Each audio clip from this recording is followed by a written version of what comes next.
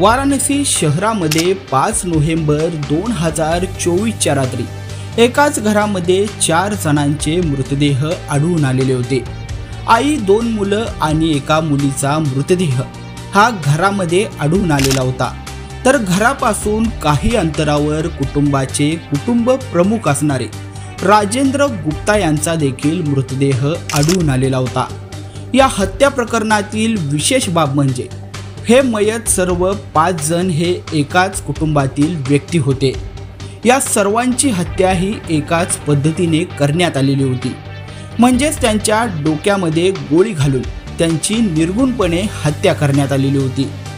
या हसत्या खेळत्या परिवाराच्या हत्याकांडाने अनेक जण हैराण झालेले होते। नेमकी काय आहे ही घटना हे पाहण्यापूर्वी लगेचच यस प्राईम न्यूजला सबस्क्राईब करा आणि त्यानंतर मात्र बेल आयकॉन दाबायला विसरू नका। एकाच कुटुंबातील 5 जणांची अशी निर्गुणपणे हत्या झाल्यानंतर पोलीस डिपार्टमेंट देखील हादरून गेलेलं होतं। जेव्हा पोलिसांचा तपास सुरू झाला तेव्हा पोलिसांसमोर एक धक्कादायक माहिती समोर आली।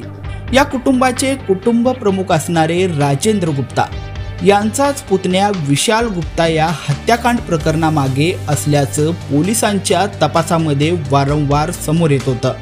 पोलिसांनी विशाल गुप्ताची कुंडली काढली असता त्याने हे हत्याकांड का घडवलं याची धक्कादायक स्टोरी पोलिसांच्या देखील समोर आली। या हत्याकांडाला तब्बल 34 वर्षांपूर्वी झालेल्या वादाची किनार होती। काका असलेल्या राजेंद्र गुप्ताने 34 वर्षांपूर्वी विकास गुप्ता याच्या वडिलांना आणि आईला अशाच प्रकारे गोळी मारून त्यांची हत्या केलेली होती। त्यानंतर काका राजेंद्र गुप्ताने स्वतःच्या वडिलांनाही गोळी मारून संपवलेलं होतं। काका असलेल्या राजेंद्र गुप्ताने स्वतःचा भाऊ म्हणजेच विकास गुप्ताचे वडील यांना देखील निर्गुणपणे संपवलेलं होतं। स्वतःच्या भावाला संपवल्यानंतर राजेंद्र गुप्ता यांनी त्याच्या 3 मुलांना आपल्याकडेच ठेवून त्यांना वाढवलं। तो त्या 3 मुलांना नेहमीच मारहाण करायचा।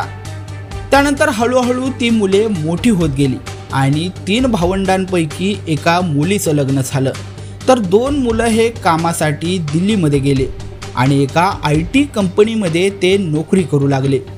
अशा प्रकारे काकांनी त्या 3 भावंडांची विल्हेवाट लावलेली होती।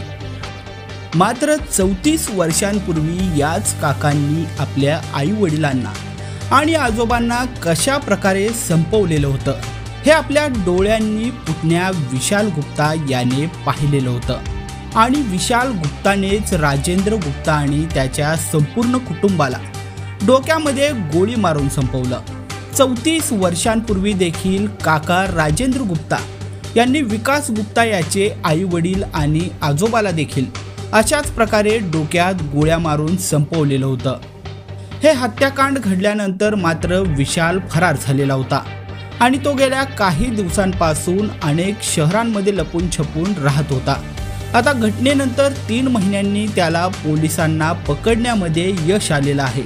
लहानपणी आपल्या काकांनी आई वडील तसेच आजोबांना निर्गुणपणे संपवल्यामुळे आपण 34 वर्षांनी त्यांची हत्या करून बदला घेतल्याचं या विकास गुप्ता याने पोलिसांसमोर आता कबूल केलंय।